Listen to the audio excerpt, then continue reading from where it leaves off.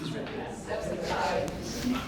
everybody, thank you so much for coming to be with us for this very special talk about home. Daniela, Yuval and I have been thinking a lot about our home recently. And in some ways the exhibition of these two Japanese artists, Katsumi Nakai and Isamu Noguchi, is very much related and brings to the fore the importance of their homeland, which is Japan. They both chose to leave home and work in different places, but somehow the work itself and the juxtaposition of these two artists brings forward so much of the importance of their home. As part of our exhibition program at the gallery, we often hold talks with contemporary artists to discuss the relevance of historical artists, in this case, two literary giants join us for this talk. Yuval introduced me to James Wood's essay on not going home, and Daniela introduced me recently to Salman Rushdie, and it felt very relevant, particularly now, to talk about the relationship of home with both of them. So enjoy. So to follow up on the thank yous and the context, I spent the good majority of today reshuffling both of your biographies and trying to write a short introduction, which seemed impossible. I ended up with a very, very abbreviated version in which I just mentioned where you lived throughout your lives and where you've moved to. But I think I might wait with this and introduce two other people that are not you, because I think the audience know who they came to listen to. And these are the two people whose work is hanging on the walls today. And I think the connection between Katsumi Nakai and Isamu Noguchi is noticeable but not obvious. And we had this show planned, I think, about 2 years ago, and it didn't come to fruition because we pitched the idea to several people who are familiar with the work of Noguchi and suggested, how about that connection between these two artists on whom I'll say a word, and all said, I'm not sure. And so we did an exhibition of Katsumi Nakai on its own in London 2 years ago, which was called Katsumi Nakai Unfolding. And that title doesn't need much explanation. The works of Katsumi Nakai that you see hanging here are all based on the very Japanese premise of working with partitions, origami, other kinds of methods in which an object opens up and reveals itself.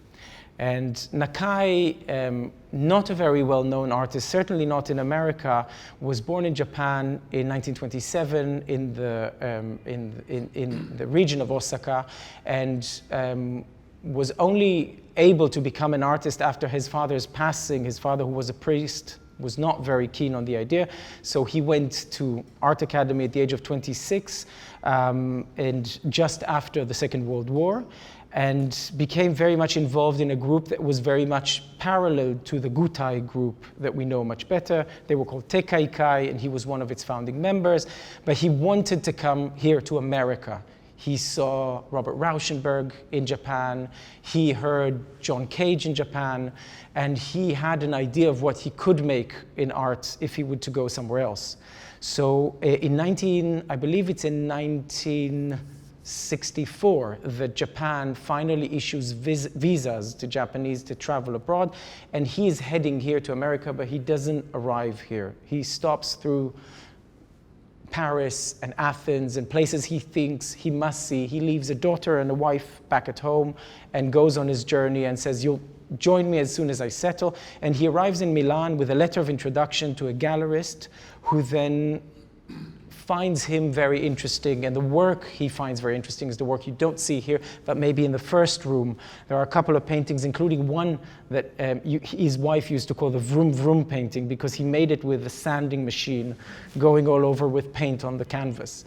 But his arrival to Milan changed his life. He brought his daughter and his wife, and he stayed there for over 20 years making art as part or as a member of the Galleria del Naviglio, which is the gallery that worked with Fontana, with Castellani, Bonalumi, many of the artists we know very well from the Italian post-war kind of spatialist direction.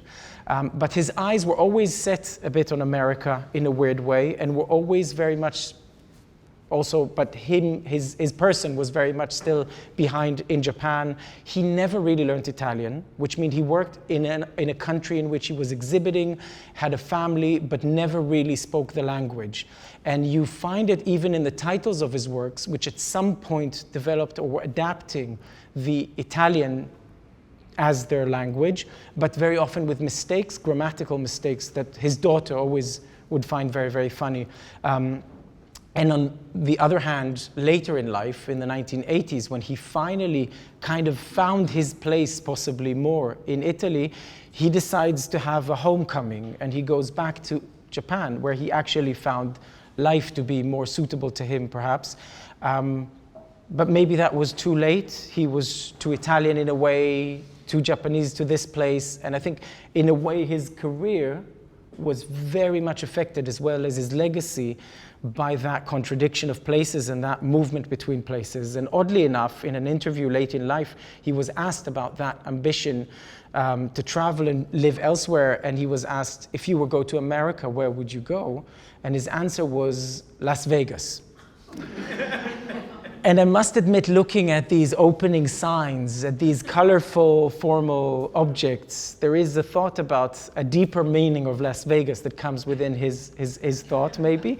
But also exactly that humor that these objects represent. And I'll say one more word about them, is that these objects, once closed, are completely monochrome, exceptional examples of minimalism, sometimes very stark and serious minimalism, and then they open up to these creatures. If even this painting we see here on the back, when it closes, it's a black, very, very somber painting, and then it opens to this thing that you cannot imagine is in there. And the connection to Noguchi, who only came later in this conversation, although Noguchi is 23 years old, Nakai's senior. Noguchi is the example of an opposite situation in a way. He was born in America, in Los Angeles, to a mother who was of Irish descent and a father who was Japanese. And very early on in his life, at the age of 2 or so, he was taken by his mother to Japan, where he spent the first decade or so of his life, before he returned here independently, studied at Indiana, but then maintained that kind of ambition of internationalism. He went to Connecticut to study sculpture. He went to Paris to study and work at the atelier of Brancusi. He went back to Japan. He worked by the influence of so many other artists. But his place was eventually to, in a way, return and become an American artist. But his relationship to that place and his relationship to his being Japanese was very, very strong, including during the war, when he voluntarily interred in a camp as identifying himself as Japanese and making this a very strong political gesture. We've done several talks. We've published a very, very exciting and extensive catalog on Nakai's work. And when we arrived at the point of closing this exhibition, we were steadily looking at their formal and other relationships between Noguchi and Nakai. But it felt like the right conversation to be had around their work is exactly that relationship to a cultural and a personal history that they carry in their practice. James's essay has been on our minds for a long time, thinking about this. And Daniela's encounter with Salman suddenly felt like a very fortuitous and opportune moment to have the two of you speak today. I've asked James if he would create a revised or abridged version of On Not Coming Home, or Not Going Home. With James, then, I think it came from you when you said, I won't only abridge it, but also there's been 10 years of literature between the time I published this and now.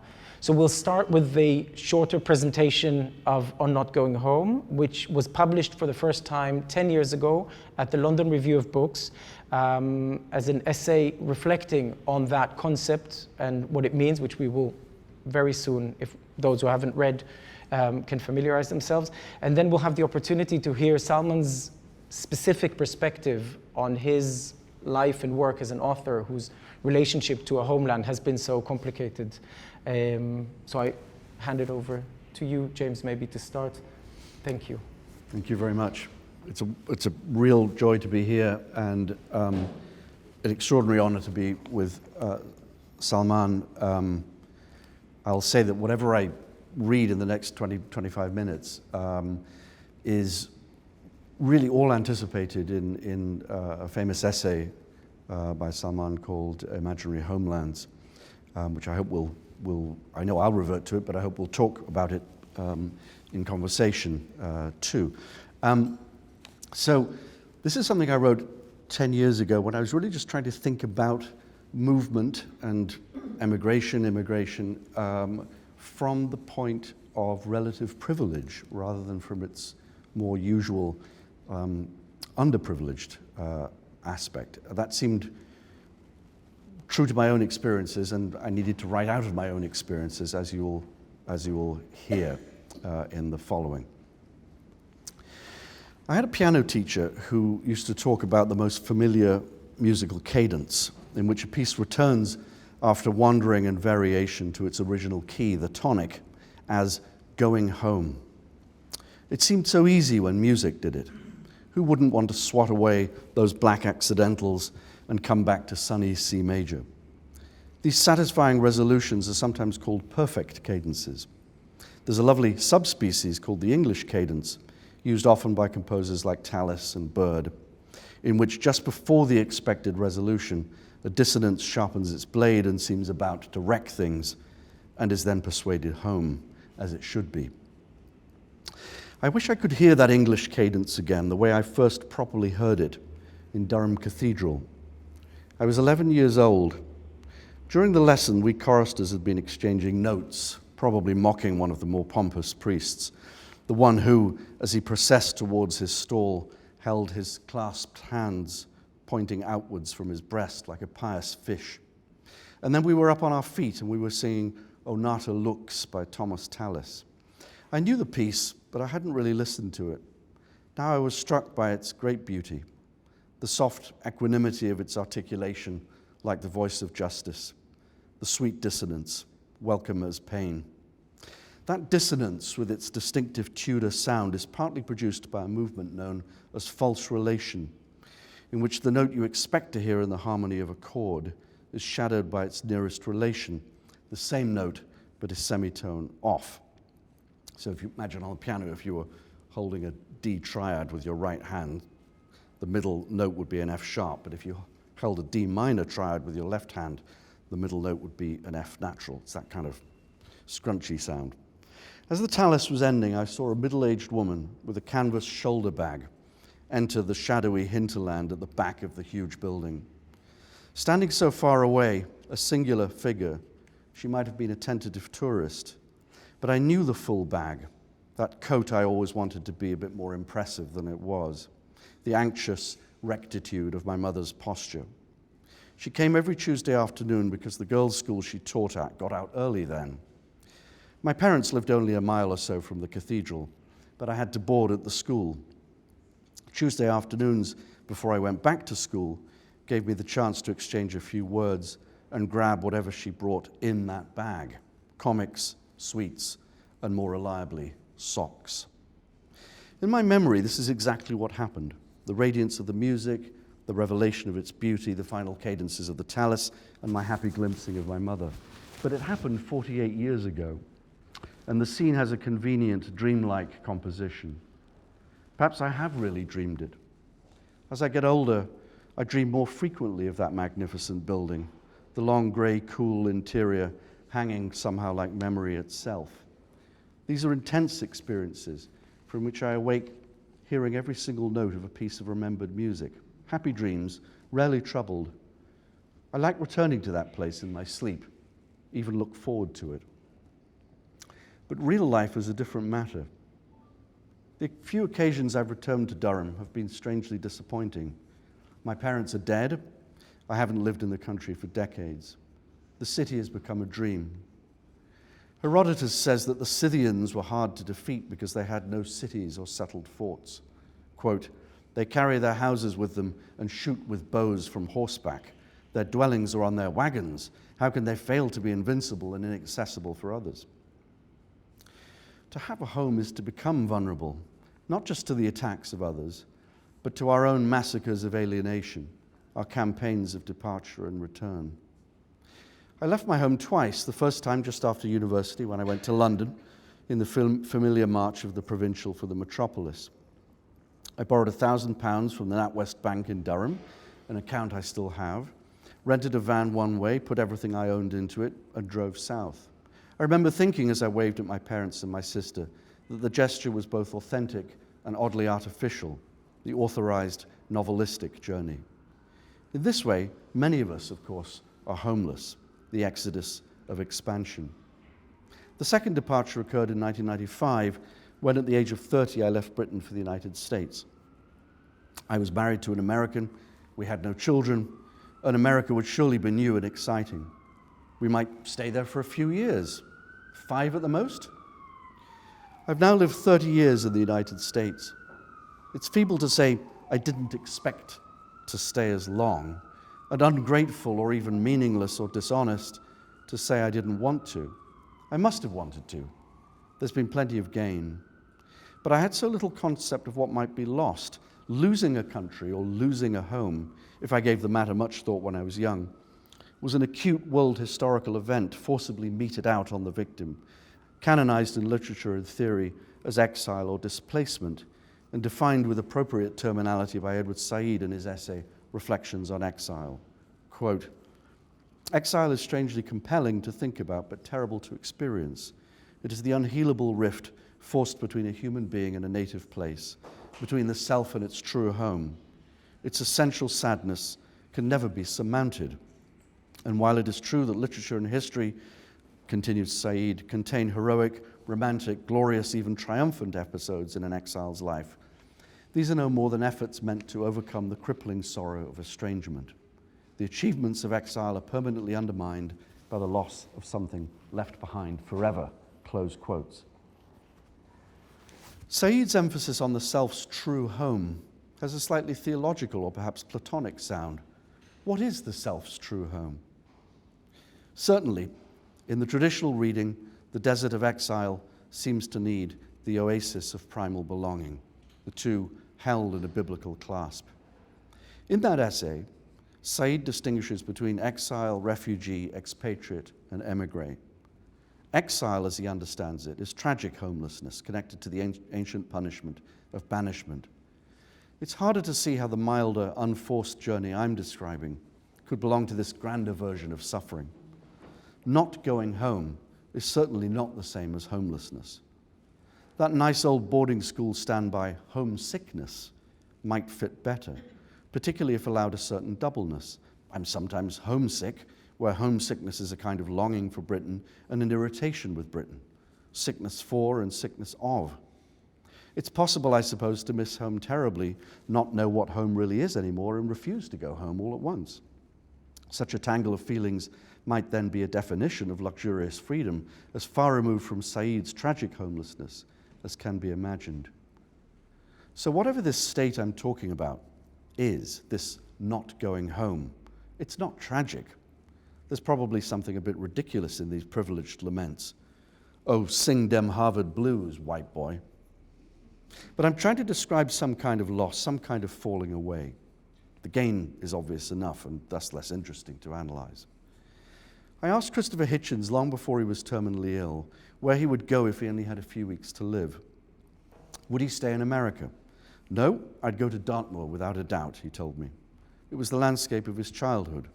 Dartmoor, not the MD Anderson Cancer Center in Houston. It's not uncommon for expatriates, of course, emigres, refugees, and travelers, to want to die at home. Home swells as a sentiment because it's disappeared as an achievable reality. Marusia Tatarovich, the heroine of the novel A Foreign Woman by the Russian emigre writer Sergei Dovlatov, comes to the conclusion that she's made a mistake in leaving Russia for New York City and decides to return. Dovlatov, who left the Soviet Union for America in 1979 and who appears as himself in the novel, tries to talk her out of it. "You've just forgotten what life is like there," he says, "the rudeness, the lies." She replies, "If people are rude in Moscow, at least it's in Russian." But she stays in America. After so many years, life in America, or in my small part of it, has become my life, and life is made up, of course, of particulars: friends, family, conversation, dailiness of all sorts. I love, for instance, that certain New England states alert drivers that they are entering a built-up area with the sign "thickly settled." I love the Hudson River, its steady brown flow. Generally, I like how most American rivers make their European rivals look like wan streams.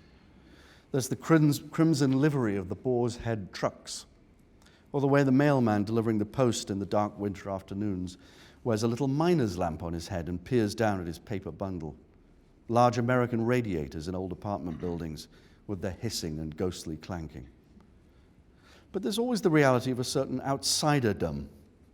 Suppose I'm looking down our Cambridge, Mass. Street in dead summer.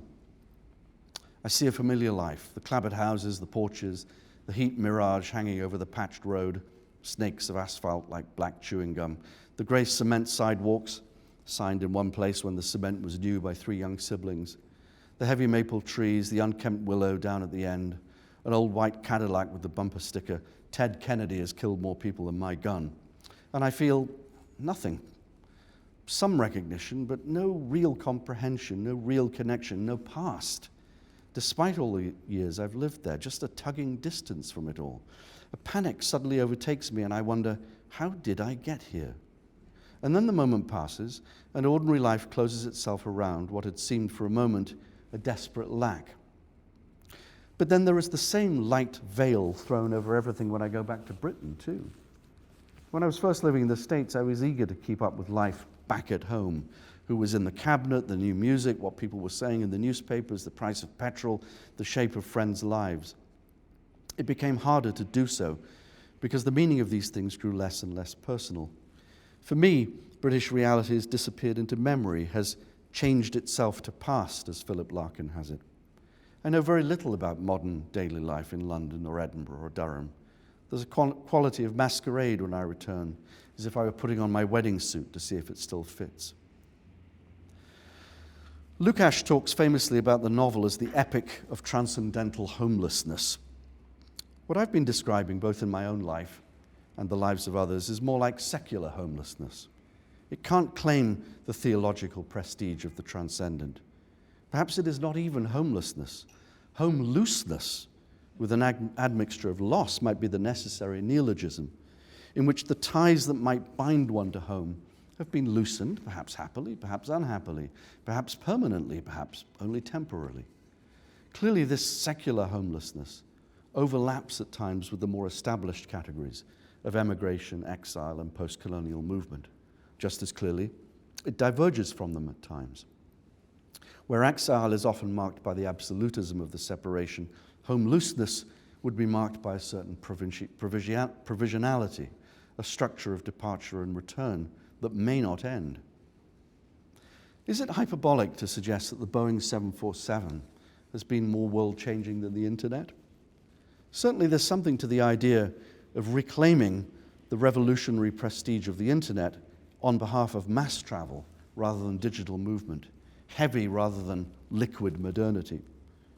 Consider, for instance, the history of post-war 20th century immigration and the rich literature it produced. A system in which it was practically impossible for either political or economic reasons to return to the country one had left, produced a kind of immigration close to the idea of exile. Inevitably, the journey from birthplace to adopted country, the journey that V.S. Naipaul called in The Enigma of Arrival the great movement of peoples that was to take place in the second half of the 20th century, took on an arrow-like terminality. Life in the old country, now essentially inaccessible, got recessed into vivid memory, while the immigrants' daily focus had to shift to the bitter novelties of life in the new place. It's hard, if not impossible, to live in two places at once.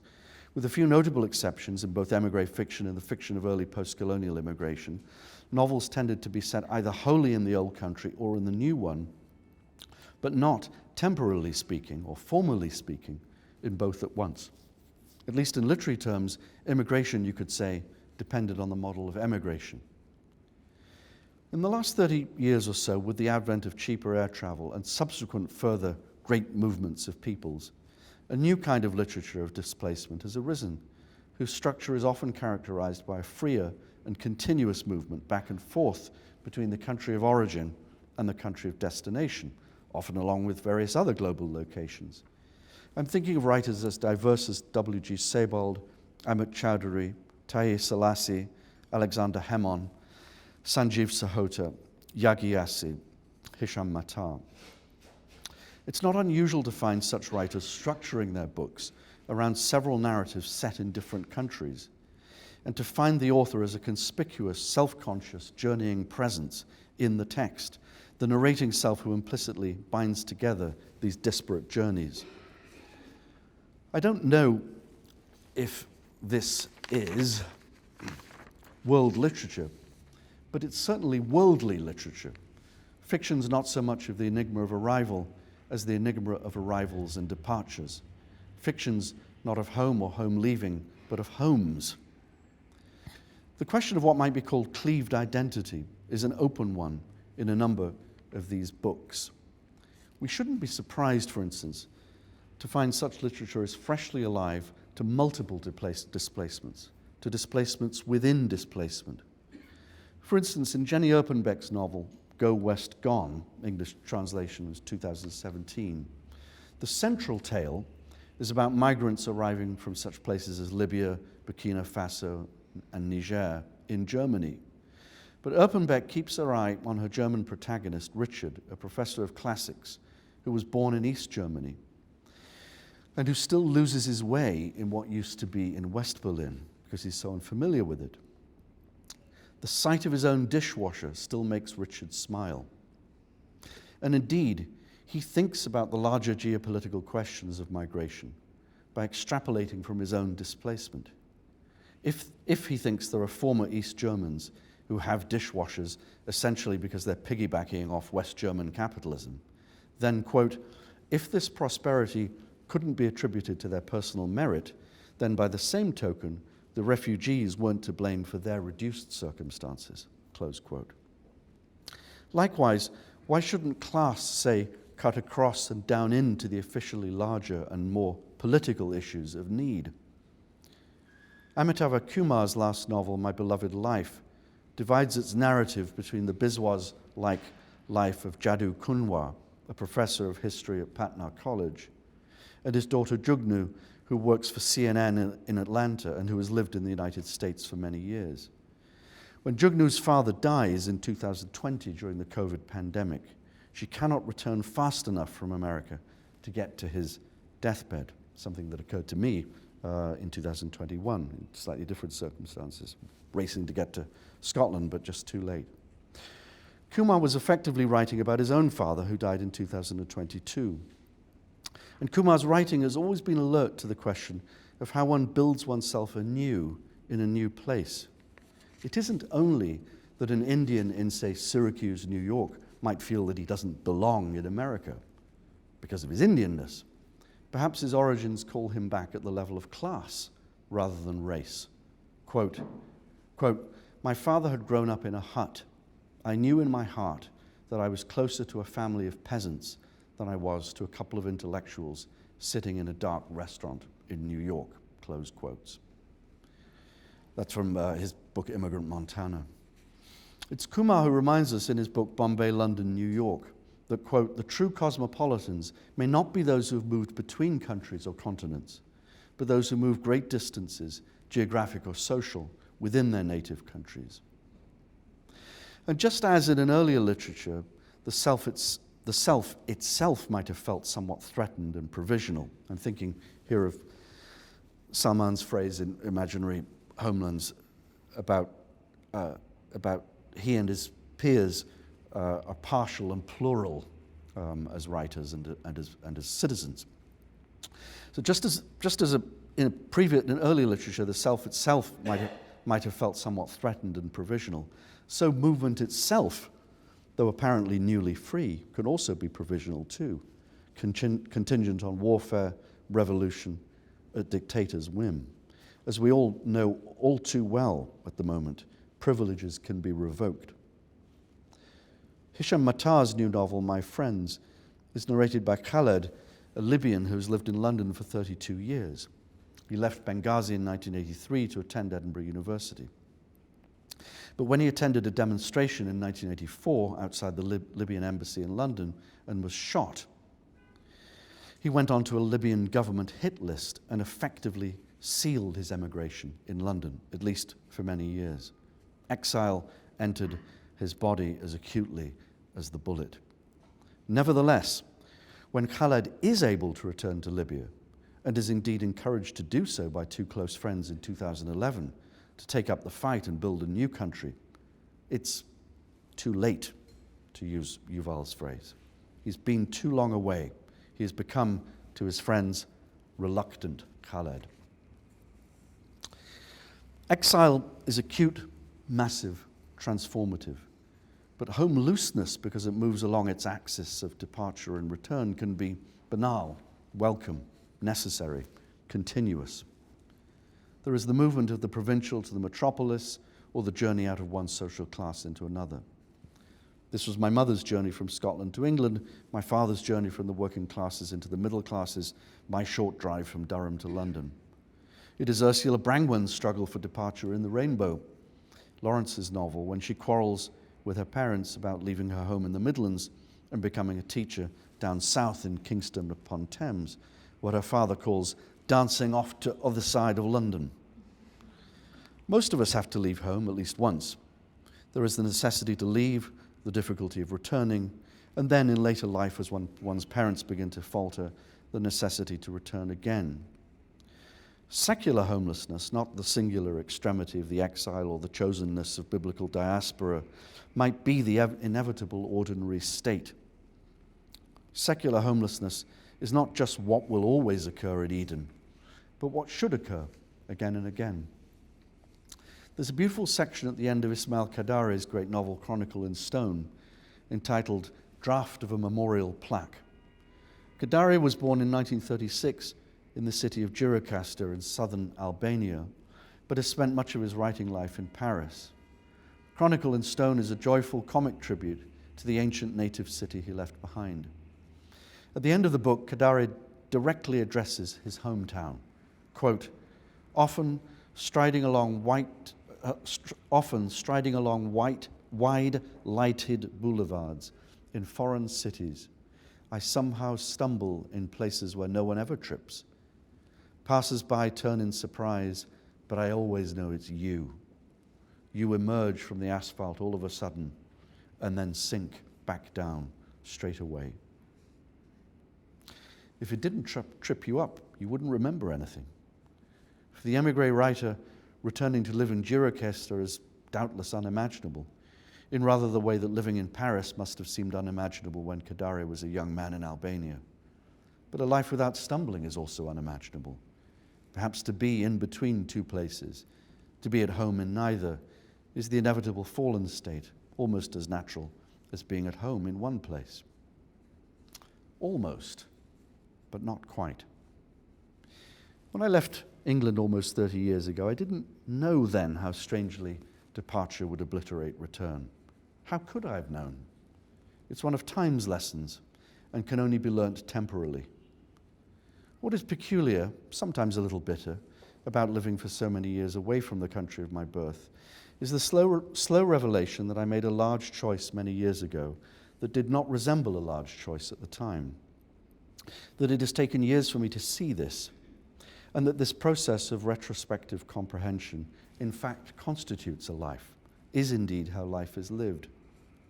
Freud has a wonderful word, afterwardness, which I need to borrow even at the cost of kidnapping it from its rather different context. To think about home and the departure from home, about not going home and no longer feeling able to go home, is to be filled with a remarkable sense of afterwardness. It's too late to do anything about it now, and too late to know what should have been done. And that may be all right. Thank you.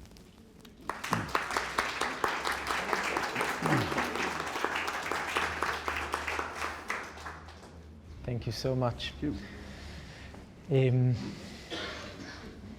I think I was hoping maybe we can start at the end of this to start something by asking you, Salman. There is something about that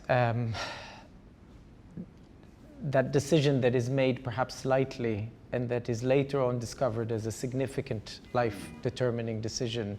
I wonder if you could speak to your discovery of not returning or knowing that you may not return home. Well, when I was 13, my father suggested that I might want to go to boarding school in England. I don't know why. Did you want it? Well, the strange thing is that I did, because it was not forced on me. My mother was against the idea, strongly. My father said, you make the decision, I'm not going to make it for you. And something, spirit of adventure, I don't know what, made me go across the world.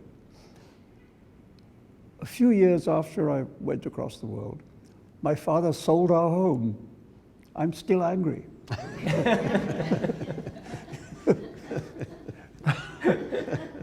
So the way in which I got, unhoused was by this piece of parental treachery.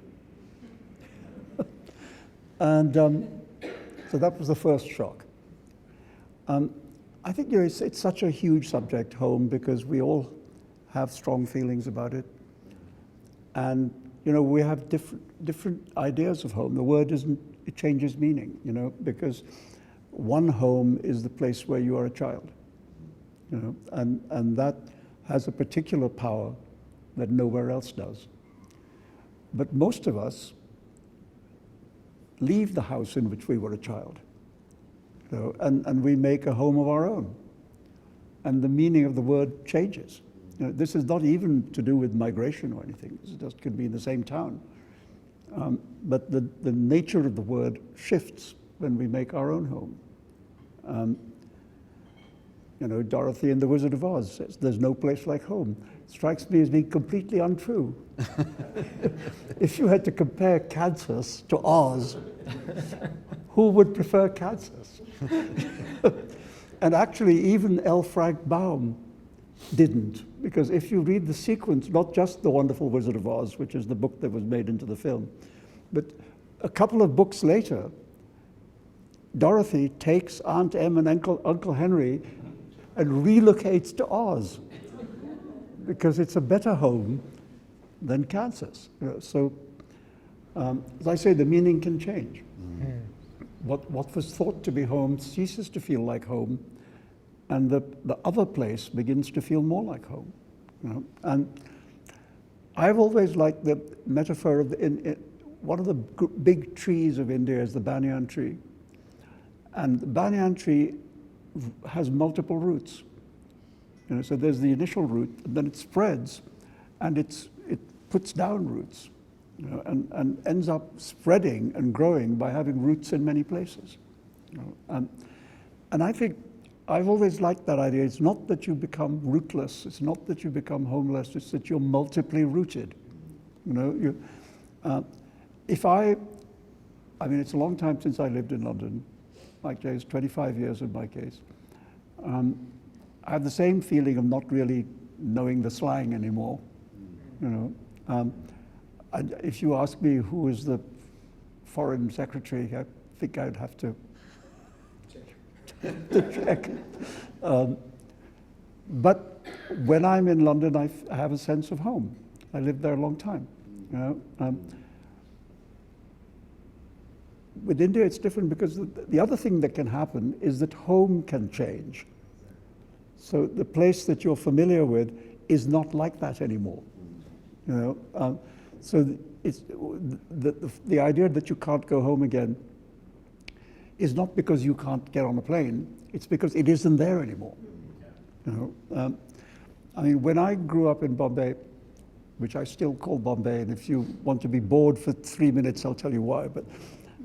But what is now called South Bombay was called Bombay because the city has spread colossally onto the mainland. And 9/10 of it didn't exist when I was a child. If you went from my family home to the beach, you would drive north and you would leave the city. You would be in open countryside. And then you'd make a little left turn, and there was Juhu Beach, and Juhu Beach had no houses on it. There's an enormous length of beach, completely in the middle of the countryside. Now the city has spread so much that it's swallowed the beach. And when you go from my parents' home to Juhu Beach, you never leave the city. And so that city is a stranger in it. And the bits of the city that I remember are also changing, because I remember the first skyscraper that went up on Malabar Hill when I was a child. And it looked so silly, it looked like a matchbox on its side. So people would call it Matchbox House. Now the whole city is matchbox houses. And so there is that, the fact that home can cease to exist in the way that has meaning for you. So, and other places can feel more like that. So, yeah, but I mean, I think that's what I'll say for the moment, but I do think that it's an idea, a word which has such complex meanings for all of us. Yes. And of course it is different when it's a chosen journey to when it's not a chosen journey. The phenomenon of exile is entirely different, I think. I mean, you mentioned Edward's book. I mean, when Edward wrote his memoir, he called it Out of Place. And for him, although he lived in New York so much of his life, he always felt like his home was Ramallah in Palestine. And I mean, one of the characters in something, I can't even remember which book I wrote it in, describes exile. First, he describes it as a ball thrown in the air and frozen. And he describes it as a dream of an eternal dream of return. That you look, the character says, you look forward by always looking back. That's what exile is loss. The place you would prefer to be is where you can't be. This kind of movement is different. It's a choice. Nobody ever made me go to boarding school in England. Nobody ever made me come to live in America, except me. So that's entirely different. But I feel the feeling of home in all three cities, whether it's Bombay or London or here. But at the end, home is where you hang your hat. Yeah. So funny, I was returning a little bit to books of yours that I have on the shelf in advance of today, and I saw an introduction you wrote in 2005, Back to Midnight's Children. And there you say, I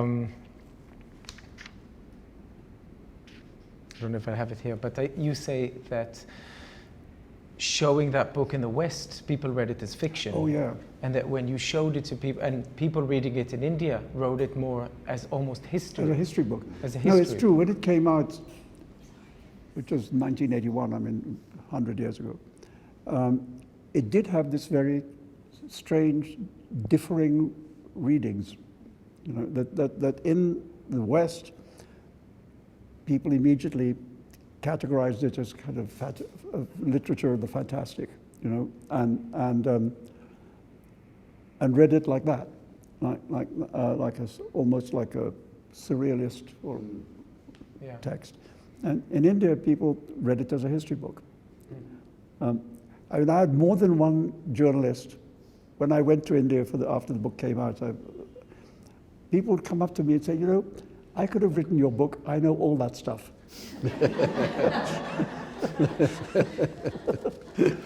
And so sometimes I thought my good luck was that I was the first person to finish the book.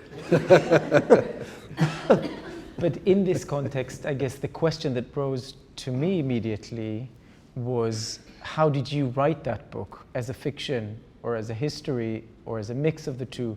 And I suppose I'm asking this because precisely that sense of a place changed over the time you haven't been there. Yeah. How does a fiction writer returns to that place? What kind of responsibilities I suppose were felt as a writer? I've always thought about that book. Bombay originally was 7 islands, and the British joined them up. So there's a colossal act of land reclamation. So a lot of Bombay is land reclaimed from the sea. And I thought, I was living in London, and I had this feeling of losing touch with home. And I thought that I needed to perform an act of reclamation. And I've always thought of that's what that book is. It's an attempt to reclaim that world for myself, and say, this is where I come from, this is who I am. And that image of land reclamation was in my head all the way through writing the book. And yeah, and it did it for me. It gave it back to me, in a way. And then I would go there, and I remember I walked out into an auditorium in Delhi to do a reading or whatever. And I heard a woman's voice from the audience saying, "Oh, but he has a perfectly ordinary nose." Because, the hero of Midnight Children has a big one. And I thought, it's not perfectly ordinary. So then I was being identified with the person I'd made up. Yeah. I suppose, one of the things that really stayed with me in this essay of yours, James, I couldn't find, was the question of nostalgia. And I suppose that comes up exactly in the commentary about a changed home and about a home imagined and so on. And I wonder if isn't there, to what extent is, in your experience, I wonder to what extent, we think of this position of being distanced from a homeland, oddly enough, as a huge creative tool and motor and motivation for many of the artists and the writers that we very much appreciate there. I wonder to what extent that has to do with nostalgia as a tool, and on the other hand, as a risk that a writer takes in these positions, in your view. Right. Well, I mean, that's something, I think that's what's so good at the beginning of Imaginary Homelands, that you talk about the place disappearing, and you start writing actually a sort of invisible version, an imaginary place. Yes, I always thought, one of my good friends in London in those days was the Somali novelist Nuruddin Farah. And Nuruddin had been exiled because the dictator Siad Barre wanted to kill him. So he spent a lot of his life sometimes in London, sometimes in many different African countries. But every book he wrote was set in Mogadishu, which interestingly he always spelt in the Italian manner, because that was the colonizer country. So Mogadiscio. And literally none of he's wrote a lot of books, and they're all set there in different moments of history.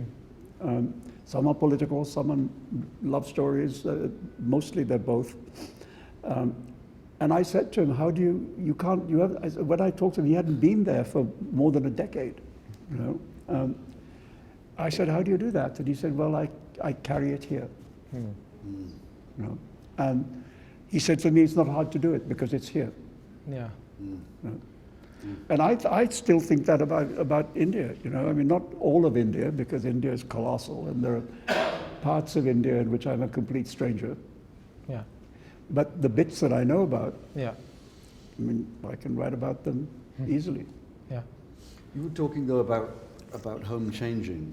And one of the saddest lines in Imaginary Homelands is the one where you say you've always liked about India that it was founded on a non-sectarian philosophy. And you read that now and you think, oh, home can change. Yeah. Politically too. Yeah, I mean, what is interesting is that because India and Pakistan were born in colossal bloodshed, the so-called partition riots, we don't even know how many people died. I mean, but it's somewhere upwards of 1 million, it may even be as many as 2 million people.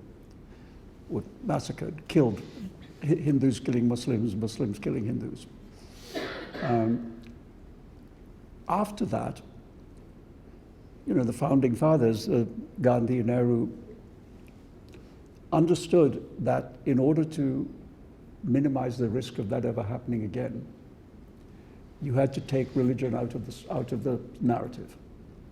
And so the Constitution of India is entirely secularist, and talks about the country as being a secular socialist republic. 3 words which the current administration probably disagrees with all 3. But that's the Constitution. And that idea of India, people of my generation, growing up in the immediate aftermath of independence and of that bloodshed, that's the version of India that we bought, and admired. Yeah. And that's, if it hasn't gone away completely, there's certainly an attempt to erase it. Yeah. No. Yeah. But I suppose that's what we see in a lot of places now, is a fundamental change of the premises on which these ideological foundations of certain states have been are being renegotiated completely. Look outside the window. Absolutely. But you mentioned, if I can... Well, no, I was just going to say, I was thinking, when you first asked me to sort of deliver a version of this, and I thought, oh my God, I wrote it 10 years ago. So I'll have to change all the numbers, like 20 years becomes 30. 30 years I lived in this country, bloody hell. But one thing, of course, I realized straight away was that a certain model that I'd used as an example in there. So I guess I was thinking in terms of, you have a first wave that would actually be before Salman's work of post-colonial literature after the Second World War. Which could also say in America could be a literature of emigration. Think of, say, Nabokov in Ithaca, New York, writing Speak Memory and Penin and so on. Then there are later movements where there is greater freedom and less emphasis on exile. Anyway, you heard what I was saying. Anyway, one example I gave in the original 2013 thing was because I was talking about N+1 in a recent piece they'd had about global literature. I used the example of one of their founding editors, Keith Gesson, and I said, Nabokov couldn't go back to the Soviet Union, and then latterly, I guess, wouldn't. Sergei Dovlatov, a different wave of immigration from Russia, wouldn't or couldn't go back either. But someone like Keith Gesson goes back and forth. He's at ease. His last novel was set in Russia. It's called A Terrible Country or something. And now, of course, what's happened is that he can't go back. And, of course, more famously, Masha Gessen can't go back. And I actually have a student in my class at Harvard this term who's much older than most of the undergraduates. She's a Nieman Fellow, so she's a journalist, sort of mid-career journalist.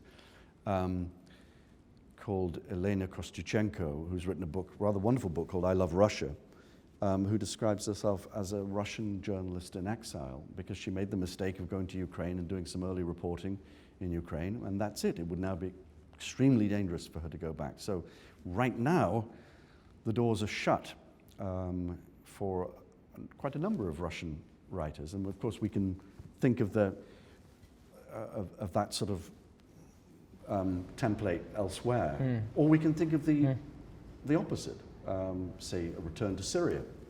There were interesting movements going on. But that's what got me very curious with your suggestion that the Boeing 747, which in the previous version was the jet, but yes. I thought I'd just make it a bit more.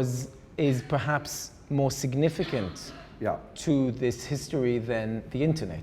Right. And just to take Boeing out of it. Yes, absolutely, absolutely, absolutely. But I do think the discovery of commercial air travel changed the world. Because it made it possible for people to move easily. Right. And since that moment, more people have moved across the world than in the entire history of the human race before that. Right. You know, so this becomes, I mean, the best way of describing where we are is this is the age of migration. Yes. You know, simply because it was not possible when there were only boats. Yeah. You know, which opens up exactly, first of all, the risk, other risks, which returns exactly to the situations in which one easily leaves and find themselves in other circumstances or outside the border when something happens and not being able to come back. Yeah. But also means that I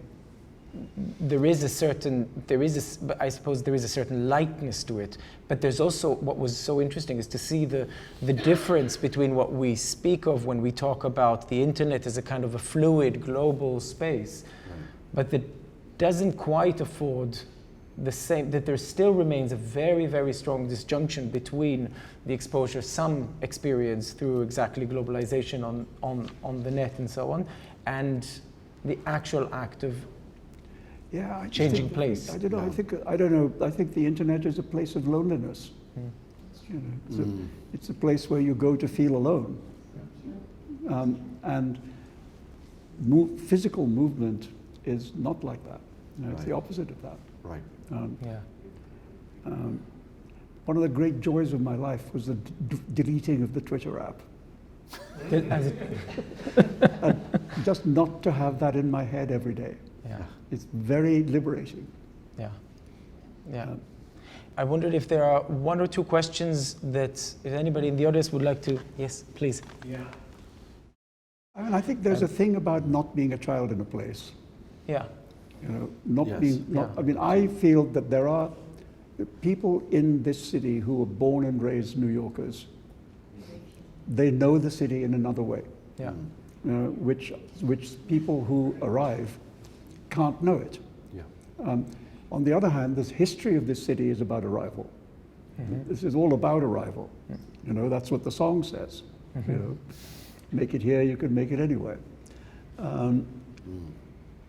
But I mean, for example, I've written books which were set in New York. But what I've never tried to do is to write the kind of book that a native New Yorker would write. You know, the books are about people arriving, about people coming from elsewhere. Yeah. So, I mean, for example, Don DeLillo, born Yeah. in the Bronx, in the shadow of the stadium. What he can do is beyond. It's another kind of literature. Yeah. Yeah. But the city allows you to write the literature of arrival. Yeah. You know, because so much of the history of New York is that. Yeah. So it's different. Yeah. But it's still possible. I mean, I'd say also you bring your culture with you, of course, and recreate it in miniature, in family, in your household, and so on. And you put your little things up, and that you find your community. It's one of the things I really like about Dovlato's fiction is it's very alive to its small Russian community of emigres and exiles. Hearing Salman talk about home disappearing and home changing and so on, I was thinking in a slightly melancholy way that when I wrote that in 2014, both my parents were alive and now they're dead. And it strikes me, because we did move around quite a bit as I did as a kid, or not very far geographically, but many houses. So I got used to that thing of the house disappearing, the house being sold, as it were, if you were off at school or whatever. And of course, it's a thing that you realize as you get older that that actually home can just be some furniture. I mean, that actually one thing I liked about visiting my parents was that wherever they were, they recreated exactly the same sitting room and had miraculously done this for 40 years. It was just great. It was the same sort of carpet, the same, and I loved that. And it struck me, I was just thinking really in a way, the real strike, the real homelessness is of course when your parents die. Because that's the moment when you stand, and it doesn't, in my case, it certainly wasn't the house I was born in. You stand in, what, the fifth or sixth place that your parents have moved to over their lives. So only the only hominess is inhering in the furniture. But there, with the parents both dead, you stand and you watch it being struck by like a theatre set, and you think, it was just a theatre set. It's rather terrible, right? End of the performance. Then you're on your own. And that struck me as a real exile. I've had a pretty lucky life, so I haven't had other real exiles. This was for me a real exile. Michael?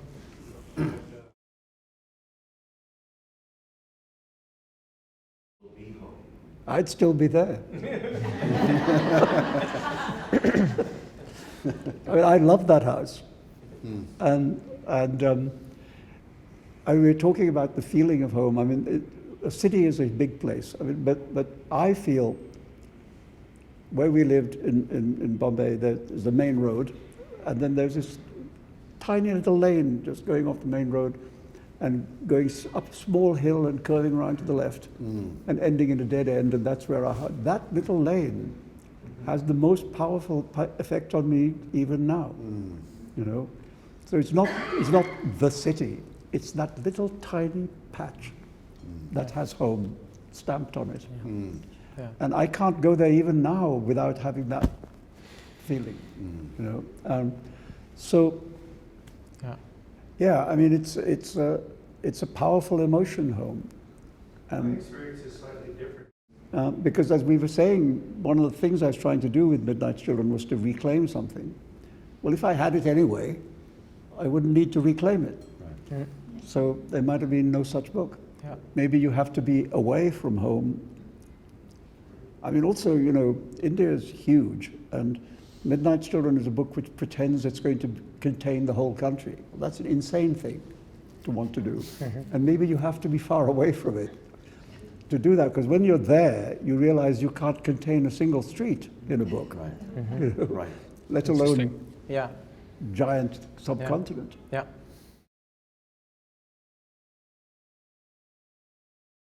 Raised as a possibility is the idea that home was a terrible place. Yeah, precisely. No, precisely, this is it, yes. I mean, for example, This is the what you- British yeah. novelist Jeanette Winterson grew up in a home dominated by fanatical Christianity. And she was enormously repressed by it. Yeah. And literally had to run away. Literally had to run away in order to find it. So much so that the woman who is her mother, she disliked so intensely that even now she only ever calls her Mrs. Winterson. That's right. So that brings me exactly to the point I was hoping we can reach, which is, to some extent, the question of language as home, or its connection to home, and the fact that, for example, some of the writers you also mentioned in the original essay, like Nabokov and Alexander Hammond, who made that fast course in learning a language in order to make themselves a space to create. And I'm sure, I mean, for you, Salman, as well, there is a question of language that is fundamental to your entire writing throughout life. Yeah. And so maybe we can finish with one last comment, because I know we're running over a bit, but maybe you could say something about that. Well, I don't know. I think, if you grew up in India, everybody grows up multilingual. Because you can't function if you don't. I mean, take, for example, the city in which I grew up. The national language is Hindi. The regional languages are Marathi and Gujarati. And then, because my family was an Indian Muslim family, the mother tongue was Urdu. And then there's English. The school I went to was an English medium school where the medium of instruction was English. Right. So you got 5 languages. And then Bombay has a very particular slang. It's known as Bombaya. And even people from other parts of India don't know what we're saying. So 5 languages and a slang in order to function in your hometown. Yeah. You don't have to know all of them well, but you have to have some knowledge. Yeah. And everybody grows up like that, with more than one. So I've always felt that there's more than one noise in my head. And I like it. Yeah. It gives me, helps artistically. Yes. Well, Yes. that's a perfect note to say. First of all, a huge thank you to both of you for coming here today and for being so open. And I think it's the first time we've done an event around an exhibition which completely did not include art historians and artists, and it proves definitely no less effective, if not the other way around. And thank you everyone for coming. And as always, thank you so much, Daniela and Alma, for making all of this possible. And there's more drinks and more to be talked about. Thank you very much. Thank you.